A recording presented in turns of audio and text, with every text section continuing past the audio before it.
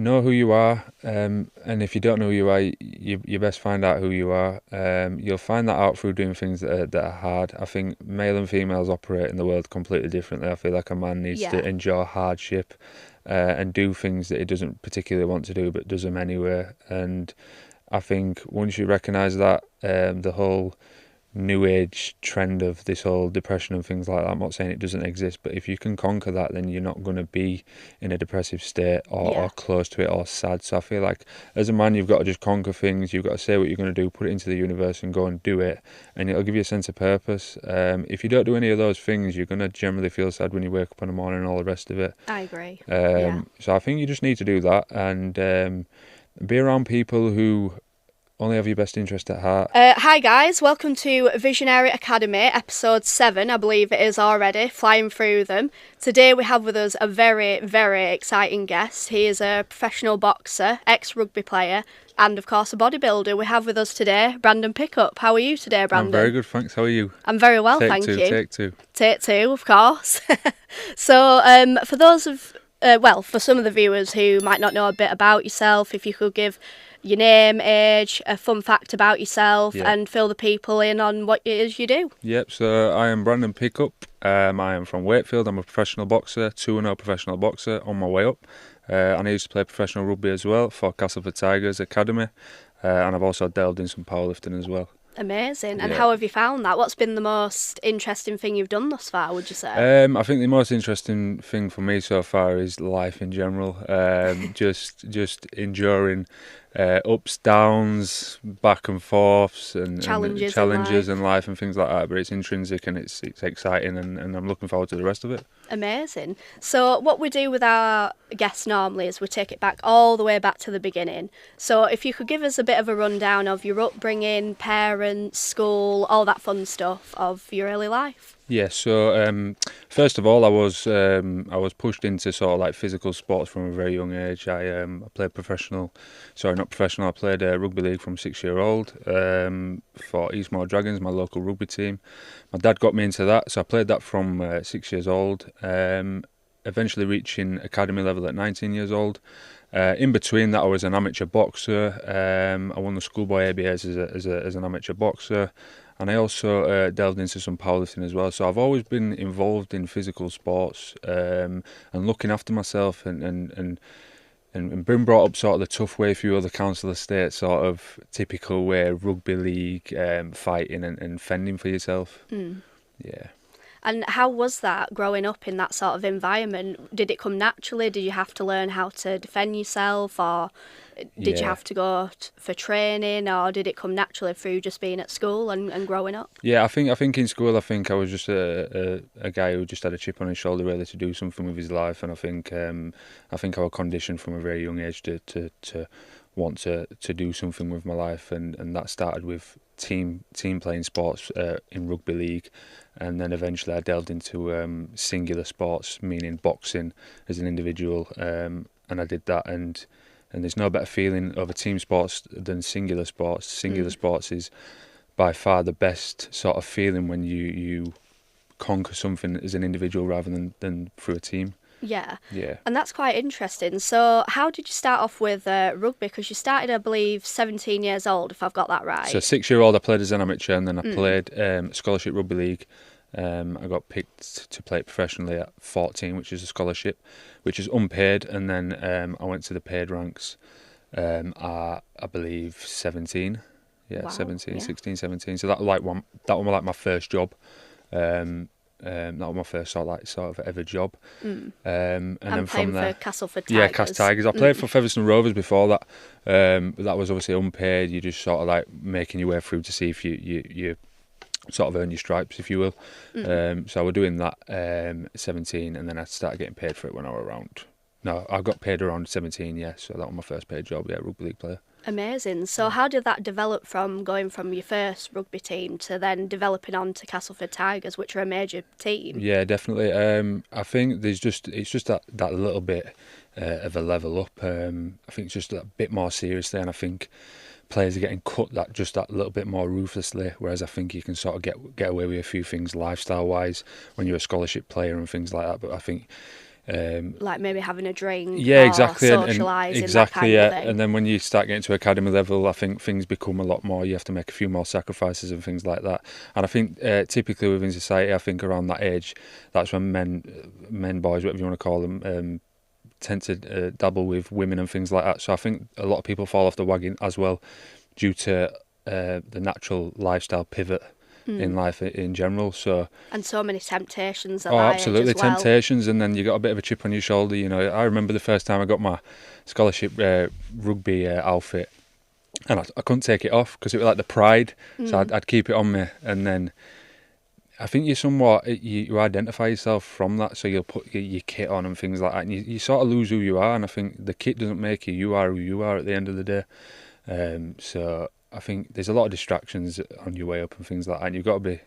You know, I've fell weak to the temptations and things like that in my life as well. But I think looking back, you know, you need these experiences to move on with your life and be a better person. Absolutely, you know, life's one big learning curve, Absolutely, isn't it? yeah, You know, yeah. you never stop learning till the day you die. That's what I Absolutely, always say. absolutely, yeah. And what was training like for Castleford Tigers? Was it very intense? Was it very different to what you were used to? Yeah, Or was it quite, you had to quit and cut down on a lot of things like what you just said? yeah. I think the training is just like again, it's just a level up.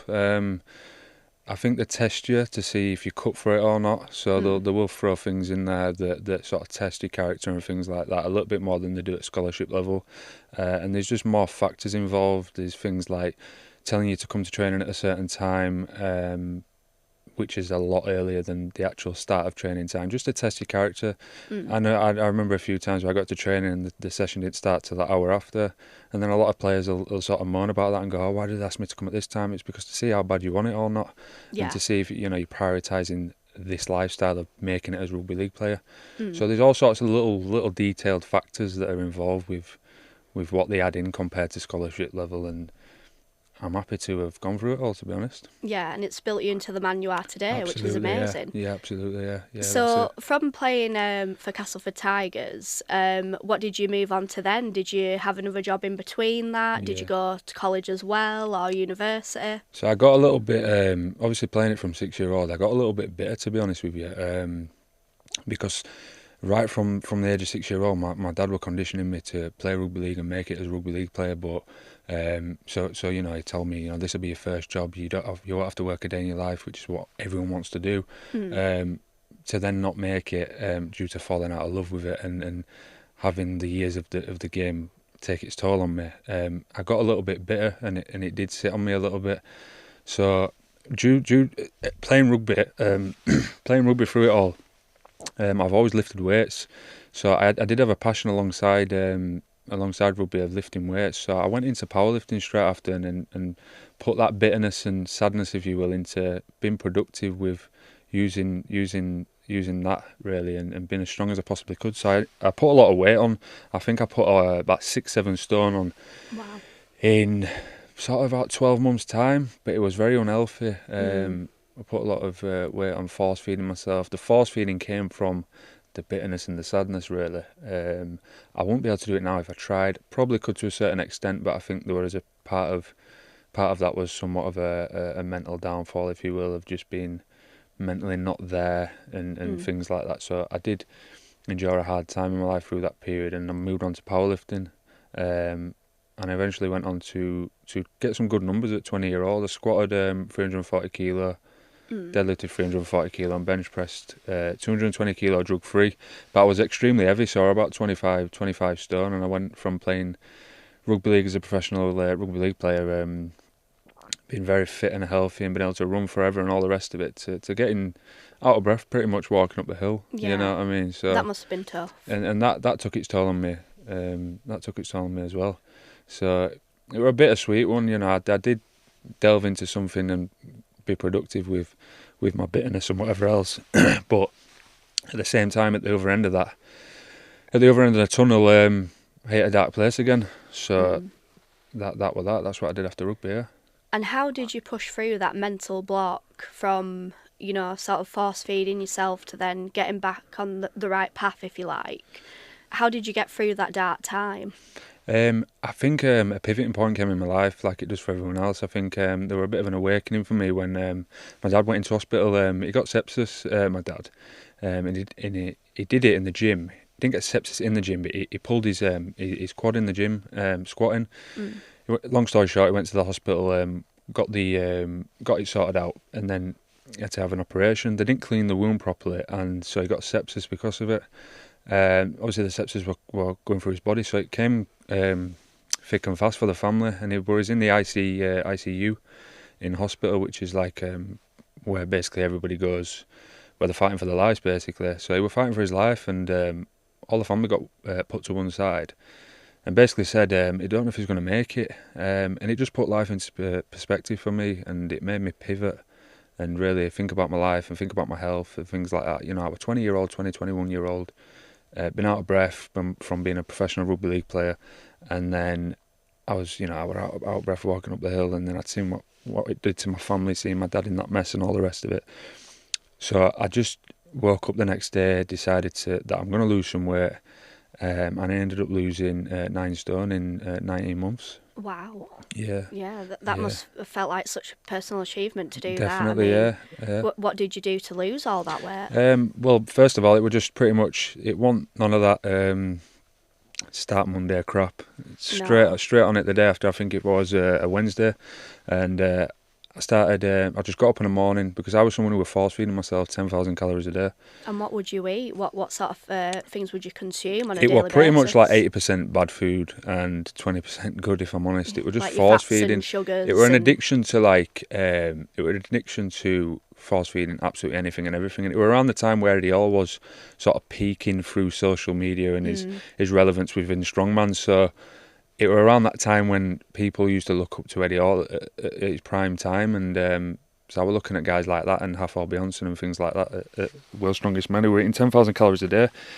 Now I'm obviously 6 foot, maybe a little over, and eating 10,000 calories a day at my height, not even just my height, but just from going from not that many calories to just automatically putting 10,000 calories in is a lot, and it's stupid. And I did that anyway because I've got an addictive personality, and so I did that, and I put a lot of weight on, very unhealthy, and that's what led me to put all the weight on, and then obviously my situation, and I lost the weight, and so the Wednesday when I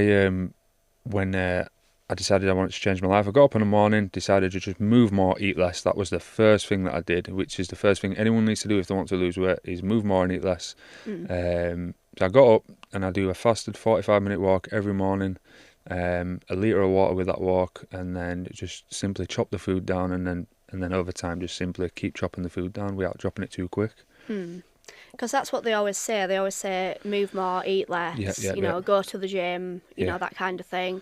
Really work on your diet. Is your diet a big thing with losing weight as well? Absolutely, your diet's the most important thing, not just for yourself physically but mentally as well. I felt so much better from eating 10,000 calories to chopping my food down straight away, even water intake and things like that. Like I were doing things like drinking 2 litres of chocolate milk a day and things like that. Now, just that alone, the dairy intake is ridiculous on your digestive system, and it completely messed me up alone, and it makes you feel sluggish and all the rest of it. And it's just not good for you. So just moving more and eating less just give me that energy and whatever else. There were a bit of an ego death with that, within losing strength. Obviously, losing weight, you're going to lose strength, but it was more than worth it for me to the man I've pivoted into today. Yeah, to lose the weight, you know, build upon that, build muscle, and get back to where you should be. Absolutely, yeah. And what was your new daily sort of intake, your new daily diet and exercise routine? Yeah, so I went from sort of 10,000. So to put it bluntly, I did 10,000 calories a day. Then I went on to do 8,000 calories, which is obviously still a lot of calories. But the last thing you want to do when you're dieting is go from sort of like 10,000 calories a day to then drop it down to 4,000 within the first day. You've got to slowly, obviously, adapt and let your body adapt with it. If I were to go from 10,000 calories a day to 4,000, my body would crash straight away, and it'd be an unfamiliar territory for me.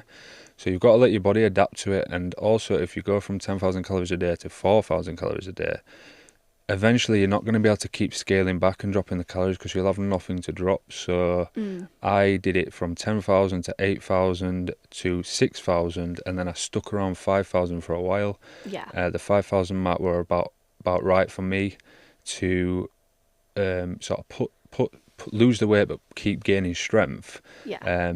But slow the weight loss down a little bit, and then I just went from 5,000 to 4,500 to 4,000, and then I hit my sweet spot around 3,000 where I kept losing weight then, and up my activity level, and balanced it all out that way really. Yeah, so it was a nice gradual process then, Yeah, not just one extreme to the other. Yeah. That's kind of how you mentally prepare for doing that. Yeah. And how was your mental health, if you don't mind me asking at this point? The mental health was just much better. The thing with me is that I struggle with mental health from life's happenstances through my dad's through my dad and through the rugby situation. But I've always been someone who's got sort of like quite a high self-esteem, so I never didn't lacked confidence and things like that. That was never a problem for me. It was more so, like I say, from life's happenstances that affected me mentally, not me as a character and who I am.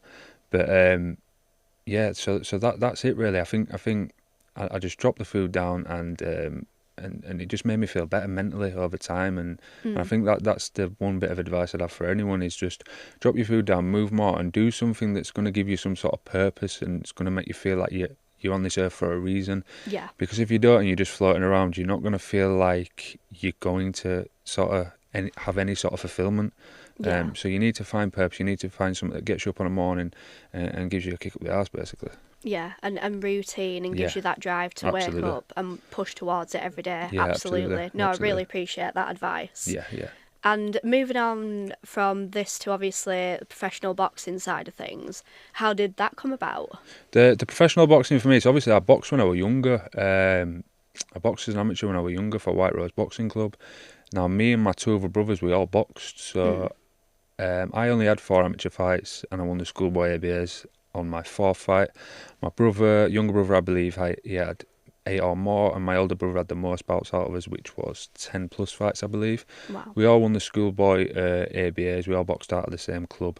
So I think boxing is in the family, and we've been conditioned to sort of do something difficult that we have to endure in his life to get something out of it. Yeah. Basically, work hard for what you want. Basically, that's what you've got to do in this life. But we all boxed, so I think I got pushed into rugby league then, more so for the fact of like, oh, you'll get paid for this and whatever else. When in reality, you shouldn't. Now looking back, you shouldn't go for where the money's at. You should go for where the passion's at that age, because if you're passionate enough for something, you'll eventually make the most money out of that. Yeah, you know I what I'm trying to believe that say? as well. It's a true thing. But obviously, when you're younger and you've got old grown men around you and father figures and whatever else, telling you things like, go here and this, you'll make a living out of it and all the rest. Yeah. You sometimes just sort of get dragged down the rabbit hole. So Yeah. that's what I did. I don't regret it. I've learned a lot from it, but looking back, should have stuck to boxing. But I'm back now, 2-0 as a professional, and that's it. Yeah.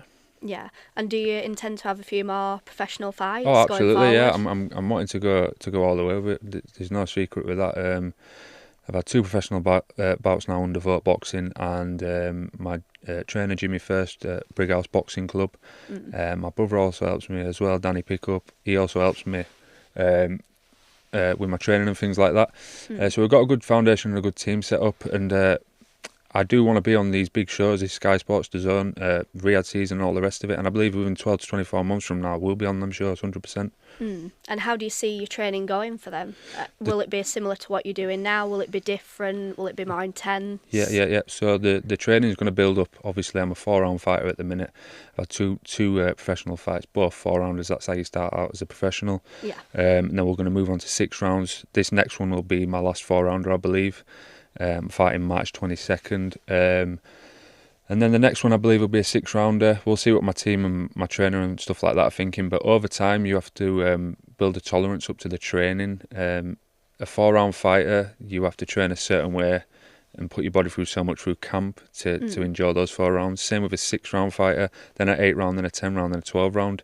There's more you've got to put your body through in training camps. Now, because I'm a 4-round fighter at the minute, it's only going to build the tolerance, but you can't just go straight into being a 12-round fighter, and because my body will just somewhat break down straight away. So you've just got to build the tolerance up, just like anything, just like lifting weights, just like your diet and whatever and else. getting the mindset and take it seriously. 100%, yeah, and just building that mindset as well. Because if someone would say to a 4-round fighter tomorrow, oh, you're going to do 12 rounds of sparring, 12 rounds fight, mentally it's going to take a hit straight away because they've never done 12 rounds. Yeah. So it's all about tolerance in life and things like that with absolutely anything that you do, really. Exactly. And that's it. And do you have any intention of going into any other sports? Is there any sort of other avenues that you'd like to explore? Yeah, I think for me, boxing's the one right now. I can't take my eye off the prize, if you will.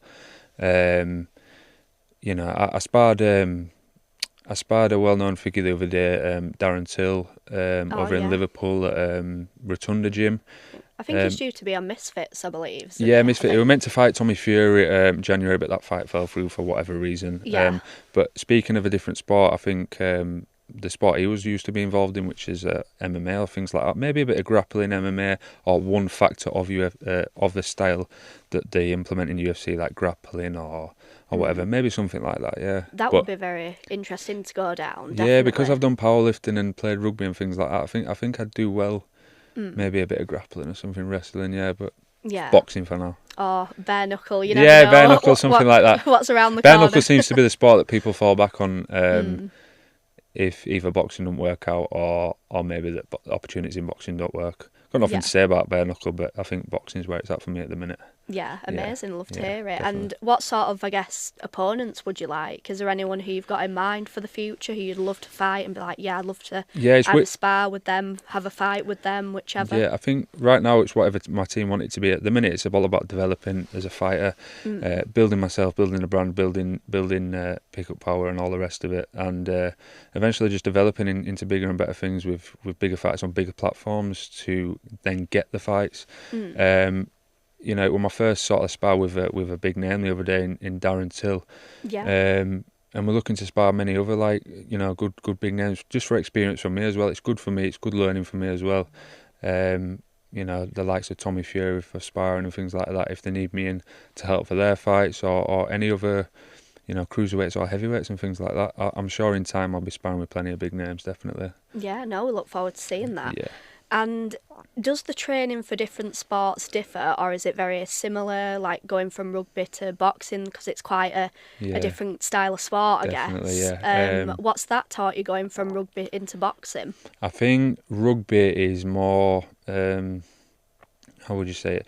Boxing's more sort of like to me it is anyway, it's sort of like light on your toes and more technical and technique, whereas rugby, I think once you've learnt the fundamentals from a young age up to a certain age, you've kind of got the basics, and it's more about brutality then, of just enduring, leg drive and contact and things. Don't get me wrong, there's still elements of technique and things like that involved with rugby, but I think boxing is just much more fundamental and like technique and things like that, whereas rugby's more like wrestling, brutality and lifting weights and all the rest of it.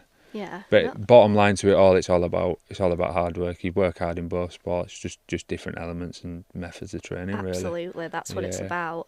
And what have been some of your biggest hurdles or challenges in life, would you say, at this point that you've ever been through? I'd say probably pivoting, like the story I've told, pivoting from rugby to then finding out who I am, really. I think I lost myself a little bit through but rugby gave me an identity, and I think people wake up every morning and try and latch onto an identity. I think you have to get up in the morning and sort of say, I am this, I am that, and I do this and I do that. And if you don't have that, you're going to sort of like question why you're here and what your existence is. Yeah, motivate yourself. Yeah, absolutely. And give yourself a pep talk kind of thing. Yeah, absolutely, yeah. So I think that's the hardest challenge for me is pivoting from that and losing myself in my weight and things like that, to then rediscovering myself and that's it, yeah. And what have been some of your proudest moments so far in life? The proudest moment for me, would probably be losing the weight, losing 10 stone, turning my life around for the better, and not having anybody do it for me, and I'd done it for myself. Whereas I think a lot of people in my position, going from a professional rugby player to then putting a lot of weight on and being 25 stone, they'll have given up at life, especially with the social conditioning of, you played rugby all your life and then you're at the age of 20, 21. People sort of say, you've had your time, your opportunity and your window were there, it's done now. But for me, I didn't give up and things like that, and I've come into like a professional sport now where I'm holding my own and I know I can do very well at it. So I think that's the proudest moment for me is turning my life around on my own accord and on my own terms. Yeah. Yeah. Oh, that's amazing. And do you do any sports as hobbies, or do you just go to the gym, or how do you practice your downtime, I guess, when you're not training? To be honest with you, I live quite a solitary lifestyle, so training's all I know really. Training, that's my lifestyle, diet, training. All I enjoy to do pretty much is have a cheat meal every once in a while. It's got to be done. Yeah, enjoy my time with the people closest to me. And I like to dabble on a few other sports that are only going to help me with boxing, such as like CrossFit. Yeah. Everyone's big on the Hydrox these days, they Hyrox, are, whatever you yeah. call it. So I'm thinking about doing one of them in between my fights, go over to Spain or something like that, get one of them done. I enjoy that sort of training because I think the textbook training for a boxer is boxing, running and strength and conditioning these days, but I think that the nitty gritty of it is your boxing and your running for a boxer. So I like to mix it up and do my CrossFit and functional stuff like that, just to keep the mind fresh and that, because it is a lonely old sport, boxing, and it can get quite mundane sometimes. So And you can get in your own head a lot of the times absolutely, as well, yeah, it's more of a mental sport than it is physical. So you've got to enjoy certain elements away from it, because these days where you got sparring and you don't want to spar, but you've got a duty to abide to for yourself and for your family and things like that, so you do it anyway, but so it just helps fill that void sometimes. Yeah. And what are some of them motivations that you give to yourself to when you're not having maybe a good day, or you're not feeling particularly motivated and you just want to take it easy or chill? How do you sort of G yourself up, I guess? Yeah, I think for me it's like I've promised myself I'm going to do it, and if I back out of it, I'm a pussy basically. Because at the end of the day, when it's all said and done, the truth always reveals itself, and your mind is always right. You can express how you want on the surface and out in the flesh to other people what it is, but you know in your mind why you've not done something that day. You know in your mind why you've pulled out of a fight or whatever, or you haven't made weight. It's all within you, and you know yourself that you've either pussied out or you haven't. So it's a duty towards myself really, and my family, and a promise to myself that I've just got to do it because I said I'm going to do it, so I have to do it. That's it really. And what's some of the key advice that you give to someone who's maybe never dabbled in any kind of sports, wants to get into it, doesn't really exercise, struggles with motivation and the mental health? What's some of the key advice that you would give to a man or woman of any age wanting to get into any kind of sport? I'd say just do the thing that somebody tells you to do. It's someone who's been there before you and done the exact thing. Listen to exactly what they tell you to do and do exactly as they say, because they've been there before you. Find someone who's done something that you want to do and do exactly as they tell you to do. Yeah. And it's just that much easier. I think you've got to find someone who's been there, done it. Because if you're doing things at guesswork, meaning you like an idea or something and then you go and do it yourself, it's very easy to just stop, because you've got to believe in the idea in the first place. So find something and believe in the idea in the first place, and just take the step. The hardest bit is the mental side of it, is just taking the step. You're always waiting for the perfect time.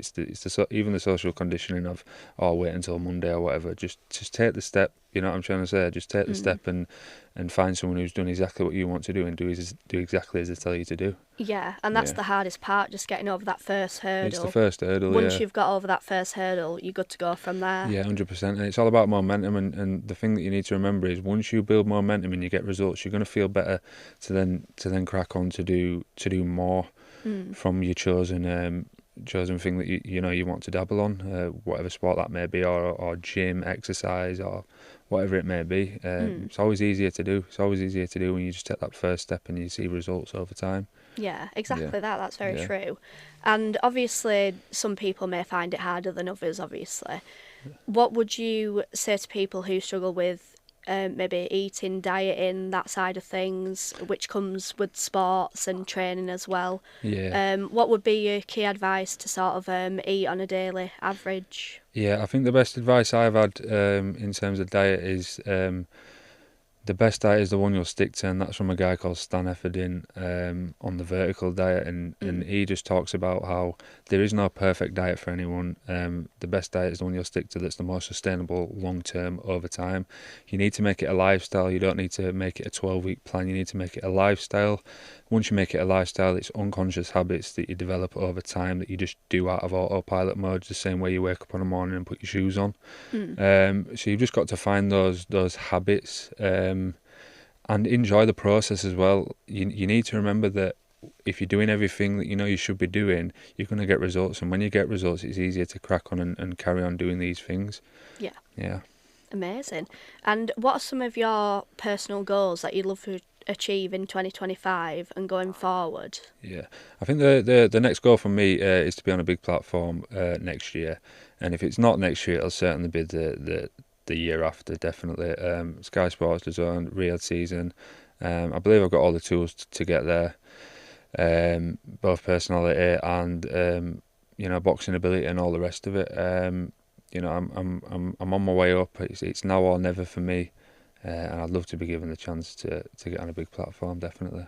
Yeah, that would be amazing to see. Definitely. And what about going back to the bodybuilding? How did you find that? How did you motivate yourself to get up in the morning, train for that? Was it a gradual process of lifting different weights, or was it just?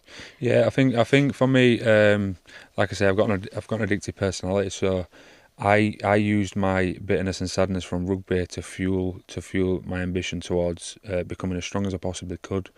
So was that always something you wanted to personally achieve? Yeah, I always tormented myself a little bit through playing rugby at the back end of my career. I always tormented myself that I wanted to get strong, and I couldn't get strong, and I couldn't put the weight on I wanted to build that strength and the muscle because I was playing rugby at the time. So we're always sort of stuck at one level, my strength level. So as soon as I stopped, used my bitterness and sadness to become as strong as I possibly could, and every week there were a goal, every day there were a goal with my food, with my training.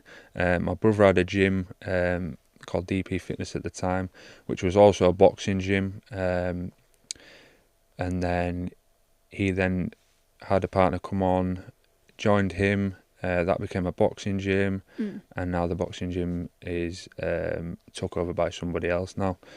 So yeah, we were a really good gym at the time, and that's where I did all my training and stuff. We were a family orientated gym and a gym based in Wakefield. Yeah. Oh, that's amazing. And do you do a lot of travelling with your different sports? And yeah, so I'll go over to, so at the minute I'll go over to Brighouse Boxing Club, which is around 30 minutes away, and then I'll go to Leeds for my boxing with my brother.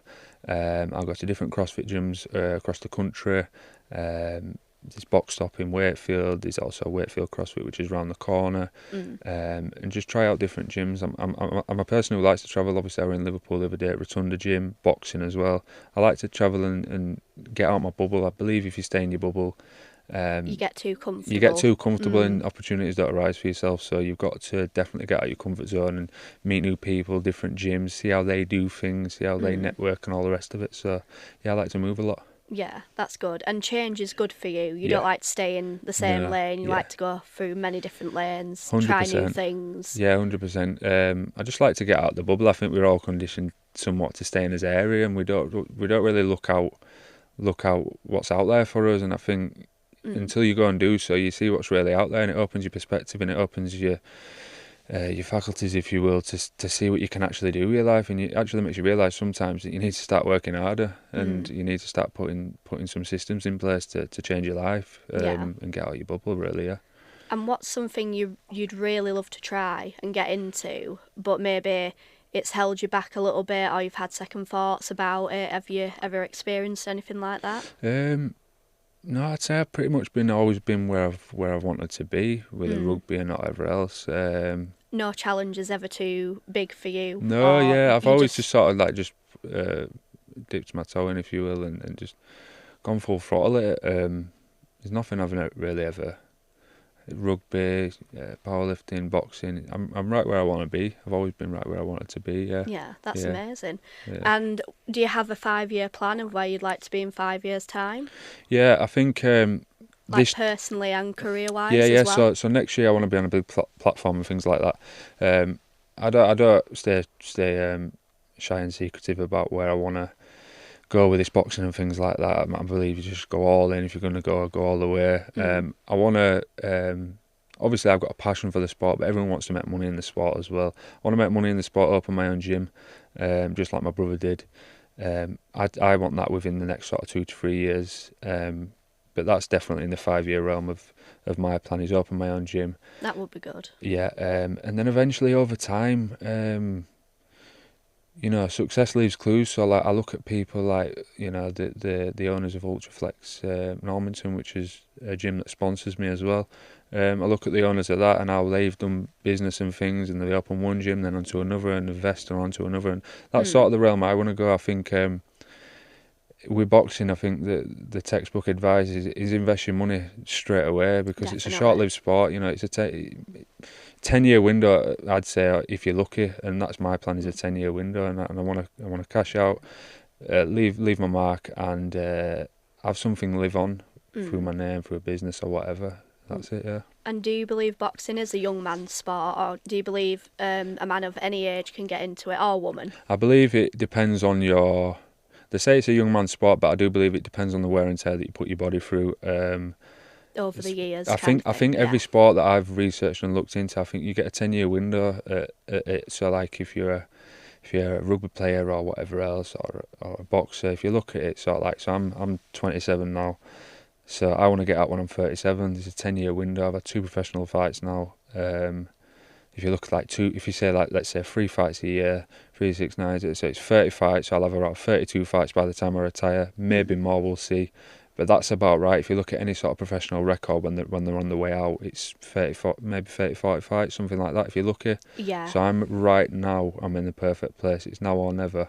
So yeah. Amazing. And sort of delving back into boxing, because obviously influencer boxing is on the rise at the moment. Yeah.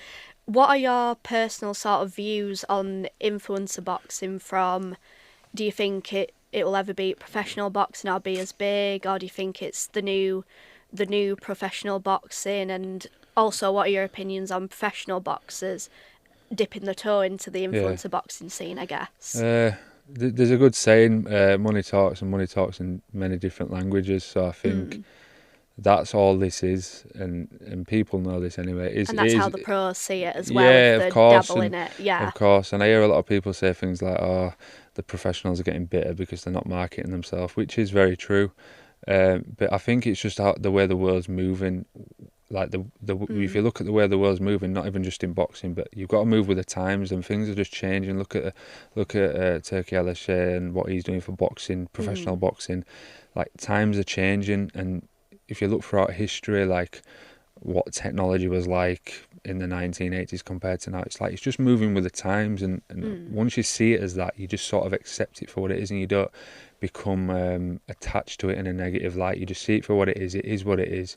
Yeah. All this Jake Paul malarkey and all the rest of it, people are attached to him and they don't like him. I don't dislike him or like him. I just nothing him. It is what it is. You move with the times. Yeah, I agree. And that's it, really. Yeah, because obviously, like what you've just covered, a lot of people sort of diss the professionals, saying the bitter and this and that, which I think is completely false, in my opinion. I think it's just a good marketing strategy, and we all have to make money at the end of the day. We all have to make money, absolutely, and I think in this day and age... And move with the times as well, like what you said. Yeah, you've got to move with the times, you've got to make the money. It's almost like it's slim these days for any old professional boxer. It's almost forcing professional boxers to do something now as well. I see it more as a positive thing than a negative thing.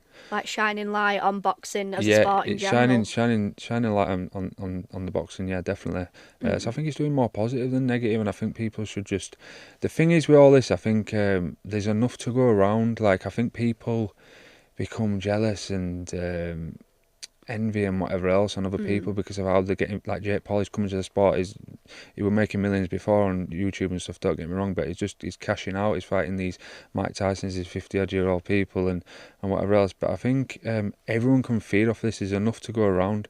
In the universe, there's enough. Everyone can feed off everything, and no one should be restrictive of anything. I think it is what it is. You know what I mean? Yeah, and I think the fact that they're just shining light on boxing as a whole, as a sport, it's bringing boxing back to, because it were huge in the 70s, 80s, and even 90s, and then it just sort of went quiet for a while. Yeah, I think what Jake Paul's done for boxing, and even what Misfits are doing for boxing, is incredible. Yeah. It's shining that light back over it as a sport, and it's making people that don't even or have ever thought about getting into boxing giving it a go. Yeah, And exactly. it's Give it a go. making people want to get more fit, give it a try, even if they're not necessarily good.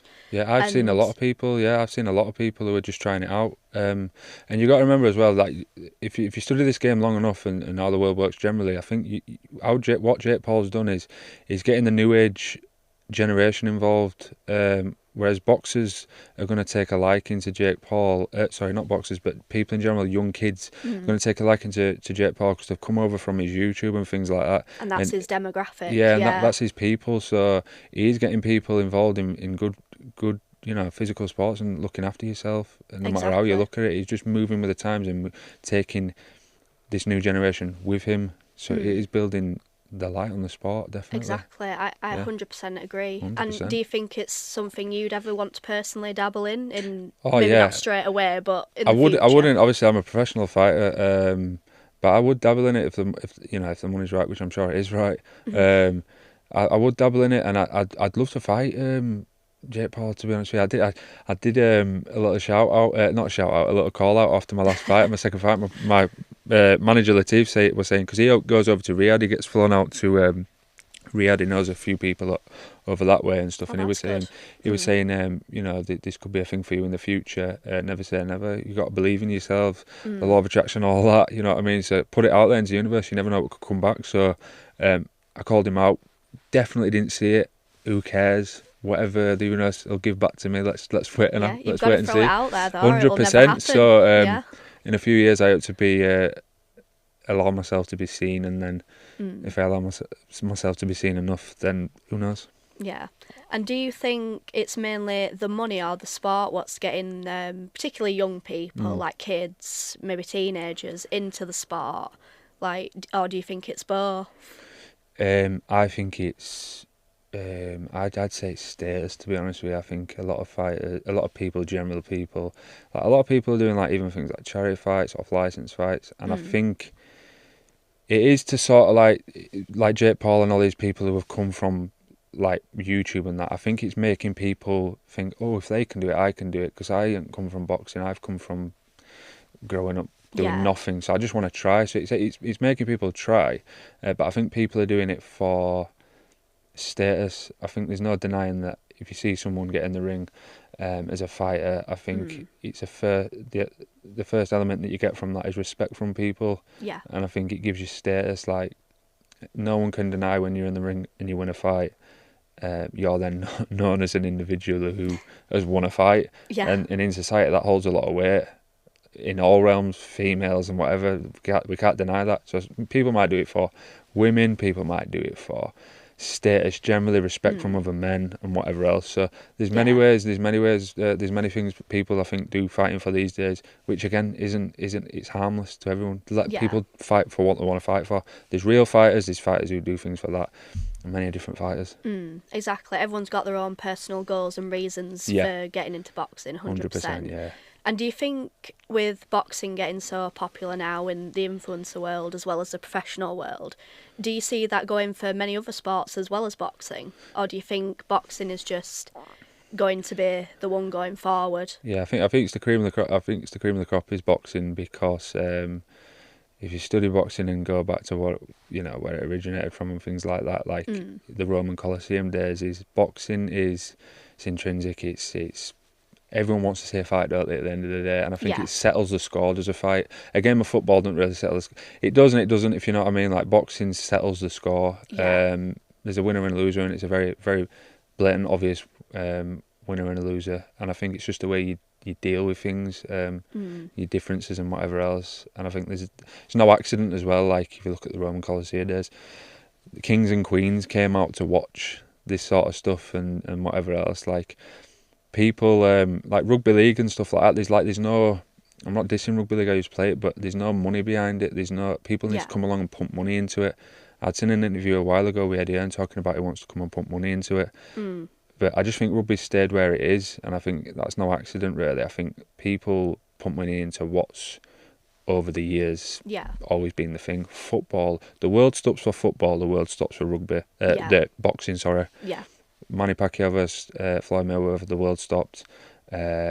World Cup, the world stops. Do you know what I mean? Nothing else. The world don't stop for rugby. The world don't stop for any other sport, in my opinion. So. And how do you feel about that personally? Because some sports are maybe not as popular as others, which is a shame. Do you think some of the sports should have a light shone over it more, like what influence boxing has, or maybe football? Do you think some sports are not getting the recognition that they deserve? Yeah, I think the fight game will always be the fight game. I think it'll always be the number one thing, and this is why, if you think about it, this is why rugby players and footballers and musicians, they're all coming over to boxing. Boxing people who are boxers aren't going into any other sports really, are they? No. So they're all coming over to boxing, and I believe that's because it's the number one sort of most sort of entertaining sport on the planet, in my opinion. Yeah. There should be other sports that get the limelight, but unfortunately I don't think that's how the world works, and I don't think it will be how it works, because... And don't you see it ever happening for other sports as much as what it maybe has with, say, Misfits and I think football? fighting's it's just one of those things. It's always going to be the number one thing, in my opinion. I think there should... Rugby players, for example, I've played rugby, so I can only speak on rugby, but I think it should get more attention. It should get more... The players should get more respect. An idea straight off the cuff for me in rugby, because it stayed stale for so long, is they should make press conferences for rugby players and identify single individual players and make them into superstars the same way you do boxers and promoters do for boxers, because a rugby player to me now they're just rugby players. They're all numbers, and I think like if you can set press conferences up and even if it is a little bit of acting, this is what all Misfits and that are doing, even if it is a little bit of game playing, like, and marketing marketing, just PR, make a team clash, make coaches have a little bit of a scuffle and whatever. It makes it exciting. It's something new. And I'm sure it won't be hard to do that. Yeah, I agree with that. I've always said to a couple of businesses and companies that are trying to delve into similar to what Misfits are doing, basically.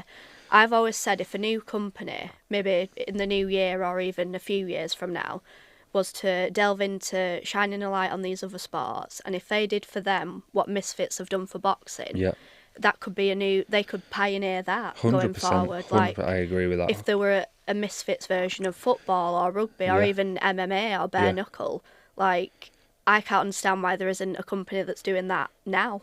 I think all it takes, is for one person to do it, and then they'll all come along and follow. So I think because no one's done it yet, it's like anything in life. Once someone does it once, they follow suit. Exactly, so and I believe that'll happen. I believe there'll be some smart business person out there who will pump money into it and be like, right, football needs a press conference, MMA, rugby, like what you've just said. I think rugby should be one of them, to be honest with you, because if you look at rugby, like rugby's like a working class sport, if you will. Like it's got every lad from a council estate doing it, and football as well. Don't get me wrong, but it's very similar to boxing in that way, and it's a contact sport, and it's very hands-on and physical, similar to what boxing is. Yeah, exactly. It's not particularly a boring sport, in my opinion. It's very... And knowing what they put the bodies through, and knowing what I used to put my body through, even at academy level, the players deserve more. I think the players get paid peanuts. Even the top, like in rugby, it just seems that you've got to go to Australia to make it. And that's a very fine cut, that. To get there, especially but even then, I think they deserve the UK, more. Like ourselves, 100%. Other side of the world. And even then, I think they deserve. More. If you look at boxing and the top end money, 100 million, things like that. It's Floyd Mayweather's and things like that. The same with footballers, crazy money. You don't get that in rugby at all. And I think what you put your body through, you destroy your body. I think it almost seems like how much. It almost seems in the world like however much you damage your body, you get paid for it more. Yeah. You know what I mean? I think it should work that way. The more dangerous the sport, the more money you should get paid. 100%. And I did get my a few little injuries and whatever else, and the money just, even at academy level, you should get paid a lot more. The money didn't feel worth it at No, all. not at all. And don't get me wrong, it's not about the money, but it is to a certain extent. Maybe at the start of your career when you're only just starting to getting paid, which is what I were in a 3-year contract and I get paid for those 3 years. But you should earn your stripes, and you should over time build your money and stuff. But I just think you should be getting paid more from the get go. I think because you played it from 6-year-old up until like 17, that's a long enough like graft right there to start getting paid the big bucks when you get there. In my opinion, and something you've devoted your whole life to as well. 100%. Especially Because in boxing, if you do it from 6-year-old up until let's just say 18 or 19, 20, and you get signed straight away, I guarantee you're on much more money than rugby players. So I think it should be the same, or they should even it out at least a little bit. And is it quite a tough break for not just rugby players, but anyone in sports? Like only the best are selected, and it's only the bare minimum as well. Do you think more people's talent should be recognised and people should be given more of a shot? They should be given more of a shot. I do believe it should be given more of a shot. There should be some sort of like foundation set up. I've literally recently just been looking into something that I looked at an interview with Paul Smith from Liverpool. He's involved with boxing. And he were talking about the setting up some sort of foundation for retired boxers, because even on that realm of things, like retired fighters, they're not protected after the retire and things like that, because it's a lonely sport, and it takes a while until you start getting paid big, and some might not even get them big paydays. They might get one payday. Say you box on like a Riyadh card, say you're boxing, I don't know, 3-4 grand. On a small horse show, and then you go to Riyadh, you get an opportunity. You're talking, I don't know, 50, 60, 70 grand or something like that. But then by the time you got your 10% to your training, your 20% to your management, your training fees, your food costs, and all the rest of it, you're walking away with a lot less. With nothing. Almost, and that's textbook said in boxing, what you walk away with after your percentages are given out. So there needs to be a foundation like set, and this is me speaking from only 2 professional fights, and so I'm already thinking that already. Because I know I'm not in any illusion that this, I'm gonna get this money and whatever else. I believe I can get the money, but you also got to have that other side to you where you think you got to be smart. It's not forever. That was actually going to lead on to my next question as well. Do you believe that, or do you think it's kind of bad in a way that these influencer boxers are coming along and they're getting paid more than some professionals that have done it for years? Do you think that's wrong, or do you think again it's good for marketing and any way to get money? That's they're coming over from like YouTube and all the rest of it, or maybe other whatever it is, and they're bringing them people along with them. So they're not singular, them people, they're not on their own, so they're coming along with the businessmen and all the rest of it, and they're their team, if you will. So like I say, money talks, there's a saying, money talks, and money talks in many different languages. So because of that, it's just an unfortunate thing that they are just going to come along, somewhat take over the show when it comes to money. I don't think professional boxers should look at that in a bitter way. I can understand why they're look at it in a bitter way, but like I say, everyone should feed off everything, and I think if you can do that, you can climb yourself and get that money. Do you know what I mean? Yeah. That's what I believe. Yeah. Yeah, amazing. And sort of similar to sort of the influencer boxing scene, how do you find social media for yourself? Is it something that you've helped with your sports and your careers? Does it help with that, or? Yeah, I like social media from like a perspective of my career. I don't like social media away from that. Like personally, I don't. I think in this day and age, and I just think in general, I think if you use social media and you're not pushing anything, a product, a business, or I don't know, a clothing line, whatever it may be. I think if you're not on social media for any of that, and you're just using it for fun, I don't think I'd be on it personally. No.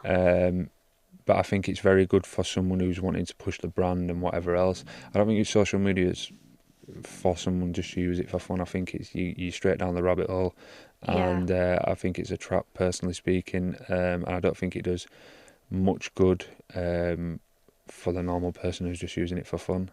Yeah, they can get lost in it and look at images. A lot of people, male and female, they identify themselves off social media, and there's a thing now, there's like little tools on Instagram, like you hide your like count, and and things like this. And I think when you actually deep that and you think, why are you hiding your like count? It's because you don't want people to see how many likes you've got. Because if you've got 3-4 likes on a photo, you're going to get embarrassed or something. It's just, I just think for me, I don't care about all that. I just use it. I use it as a happy, slappy way. Sometimes I'd be jokey on it. Depends what mood I'm in. I'll sell my fight's coming up in 2 weeks, sell some tickets and all the rest of it. I know this stuff's very important when you're in sports and things like that. So that's how I see it. And that's how I've always used it, to be honest. Yeah, and that's a good way to use it. Because obviously, as we know in this day and age, it's so important and it has its positives and negatives. And when I had a brief look at your profile, I noticed that you're also dabbling in music at the moment as well. Yeah, dabble music. I'd love to learn more about that. Yeah, You're a bit of a singer-songwriter. That's what I mean. It's just one of those things. I did it when I was younger. I just for a little bit of fun. I had a mate who just had his own studio. I'm honestly doing it now just to do my own ringmot music. I'm not taking it seriously. Doing my own ringmot music. I feel like in this day and age, you've got to be a little bit different. Stand out from the crowd. Again, the about likes. I think that track that I did, that video, like 12 likes or something. I don't care. Do you know? Like, I'm just doing it for me. The lyrics meant something to me. If you look at the caption on the video, it's about what I was in a dark place when I was 25 stone. Them lyrics were what I wrote when I was 25 stone. So this is for me. This is a look back on for me. I'll do the best I can in this sport. I'll do my own ringmot music. There's no ego attachments to it. I'm wanting to spread a message, and I'm wanting to send a message to the people that just be yourself, be your authentic, true self, and don't fit in and don't be sheep. That's it. That's what I do it for. Exactly. That's really good advice, actually. It's you're pushing your own passion, and that's really good. 100%. And sort of wrap up on the podcast as a final question. Yeah. What advice would you give to someone, and it can be about anything, like general advice that you give to the everyday man or woman? It could be anything from sports to life advice to anything you've learned in your own personal life that you'd love to share to someone else who may be struggling and maybe a bit demotivated, and just to pick our viewers up, I guess. I'd say the best advice I can give anyone is know who you are, and if you don't know who you are, you best find out who you are. You'll find that out through doing things that are hard. I think male and females operate in the world completely differently. I feel like a man needs to endure hardship and do things that he doesn't particularly want to do but does them anyway. And I think once you recognise that, the whole new age trend of this whole depression and things like that, I'm not saying it doesn't exist, but if you can conquer that, then you're not going to be in a depressive state or close to it or sad. So I feel like as a man, you've got to just conquer things. You've got to say what you're going to do, put it into the universe and go and do it, and it'll give you a sense of purpose. If you don't do any of those things, you're going to generally feel sad when you wake up in the morning and all the rest of it. I agree. So I think you just need to do that and be around people who only have your best interest at heart. You're going to meet some people in your life that are just, the fake and whatever else. So you'll meet the people. People will come and go. So I think the message is be yourself, be your true authentic self. Don't be a pretender, don't be a sheep. Amazing. Well, what a brilliant message and a brilliant way to end the podcast. Brandon, it's been an absolute pleasure to have you, and thank you so much. Thank you very much. Thank you for having me. Thank you for watching, guys. Don't forget to like, share, comment, subscribe, and until next time, bye, guys.